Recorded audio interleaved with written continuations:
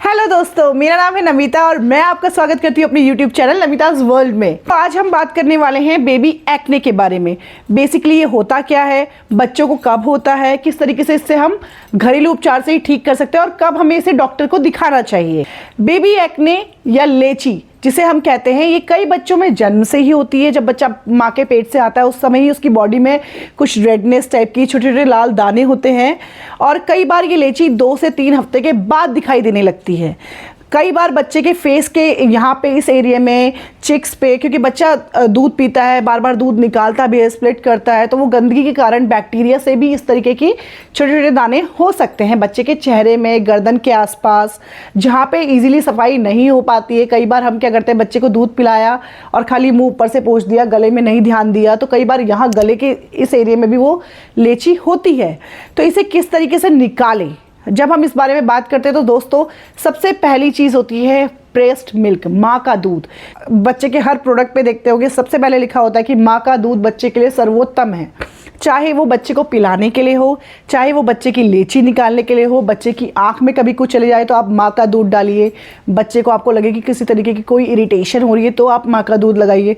एक बाउल में breast milk निकालने के बाद बच्चे की पूरी बॉडी में उसको लगा के स्क्रब करना है, जैसा कि इस वीडियो में दिखाया जा रहा है। इसे पूरी तरीके से रब करने के बाद बच्चे की बॉडी में जब ये मिल्क हल्का सा ड्राई होने लगे, स्क्रबिंग करते हुए इसे ल्यूक वार्म वाटर से बच्चे की पूरी बॉडी को धोना है, यानी कि बच्चे को नहलाना है।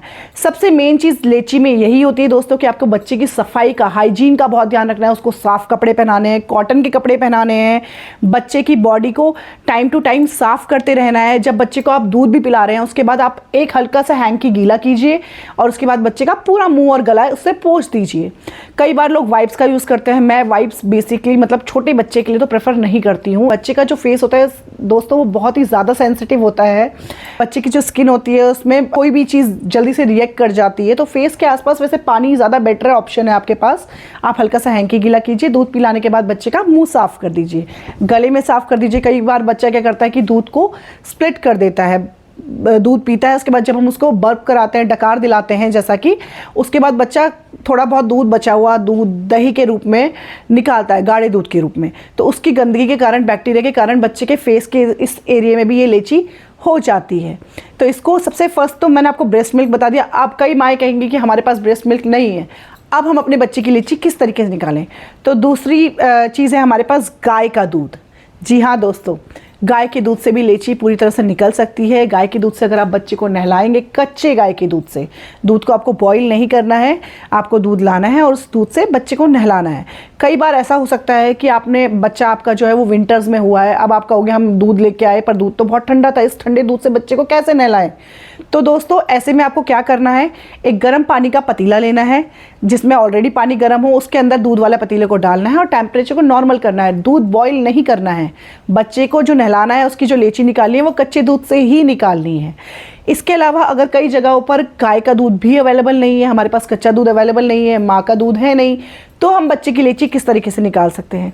तो दोस्तों ऐसे में हमें क्या करना है, वही स्क्रबिंग रबिंग हमें करनी है कोकोनट ऑयल से। कोकोनट ऑयल से बच्चे की पूरी बॉडी को रब करने के बाद, अच्छे से स्क्रबिंग करने के बाद हमें बच्चे को गुनगुने पानी से नहलाना है और नहलाने के बाद भी बच्चे को हल्का सा कोकोनट ऑयल पूरी बॉडी में लगाना है। कपड़े सिर्फ कॉटन के पहनाने हैं और बच्चे की साफ़ सफाई का विशेष करके ध्यान रखना है। और आजकल दोस्तों मार्केट में काफ़ी सारे बेबी प्रोडक्ट्स भी ऐसे हैं जिनसे बच्चे की लेची को कम किया जा सकता है, जैसे कि बच्चे का सोप होता है।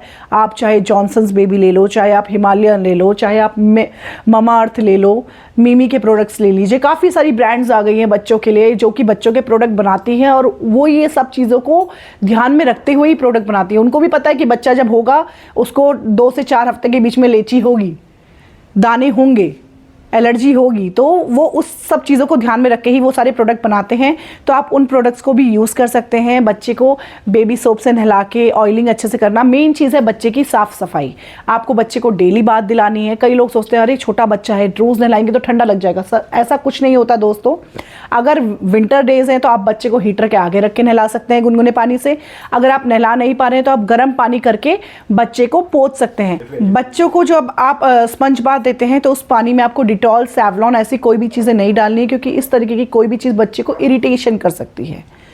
हाँ दोस्तों, आपको कभी हाथ में कट जाता है, कोई भी कट लगता है, आप अगर डिटॉल लगाते हो तो आपको जलन होती है, तो बच्चे की स्किन ऑलरेडी बहुत सेंसिटिव है। आप लगाओगे तो बच्चा रोएगा, चिल्लाएगा, कई बार उनको इस तरीके की तेज़ स्मेल वाली चीज़ें सूट भी नहीं होती है, एलर्जी हो जाती है। इससे बच्चे की इरिटेशन और ज़्यादा बढ़ सकती है, उसकी लेची है वो बहुत ज़्यादा बढ़ सकती है, रेडनेस ज़्यादा हो सकती है।